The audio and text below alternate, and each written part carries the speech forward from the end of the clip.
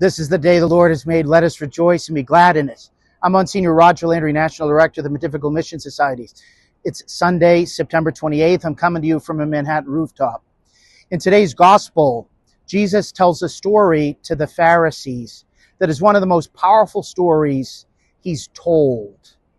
It's about a rich man dressed in purple garments and fine linen, so the best clothes somebody could buy, dining on 3 sumptuous meals a day, whereas a typical Jew would have 1 good meal a week. And there was a poor man, Jesus said, named Lazarus at the rich man's gate, longing for the scraps of his tables, full of open wounds that dogs used to come and lick to give the poor man some comfort.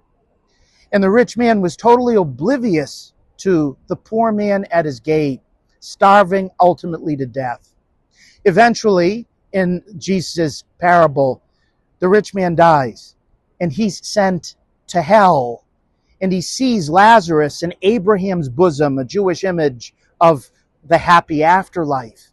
And he begs Abraham to send Lazarus to serve him, to dip his hand in cold water and bring it to touch his tongue because he was being tormented in the flames. And Abraham, in the parable of Jesus, says, no, there's an infinite chasm between us and you, and it can't be crossed.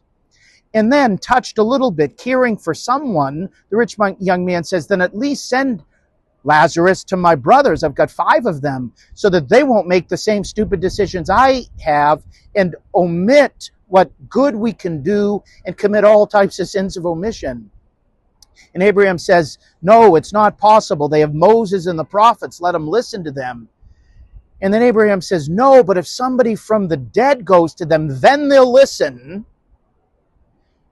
And Abraham in the parable says, if they're not going to listen to Moses and the prophets, neither will they pay attention should somebody rise from the dead. This is about the type of care we're supposed to have for those who are poor. We're supposed to notice if we go with 3 meals a day, even if they're not like the rich man in the parable, we've still got so many blessings. Do we pay attention to all those around us? Do we know those who are suffering? Do we know those who are at the gates? Do we know those with open wounds? We, unlike the rich man's 5 brothers, have had somebody come back to us from the dead, Jesus Christ himself, talking to us about how important this is.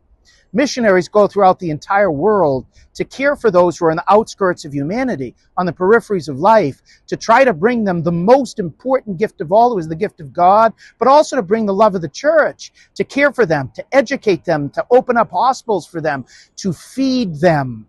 This is the great glory of the church on earth. Today, on this Sunday, we ask the Lord to touch our hearts, that as he comes back from the dead to say, love one another as I have loved you, that we might love them enough to go find those who are in need and love them. God bless you. At the end of today's reflection, brothers and sisters, I just want to make a special invitation to you. We're getting closer to the month of October, which is 2 things. First, it's World Mission Month, which we pray for and sacrifice for missionaries, which has its culmination on World Mission Sunday, which this year is October 19th. And secondly, October is the month of the Holy Rosary.